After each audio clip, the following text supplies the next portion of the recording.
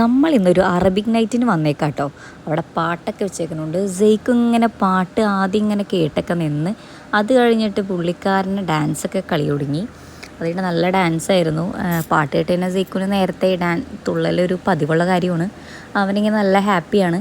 അതിട്ട് നമ്മൾ പിള്ളേർക്ക് ചോറൊക്കെ കൊടുത്തു ആദ്യം തന്നെ. അതൊക്കെ കഴിഞ്ഞപ്പോഴേക്കും നമ്മുടെ കുട്ടിപ്പടകളുടെ ഗാനമേള ആരംഭിച്ചിട്ടുണ്ട്.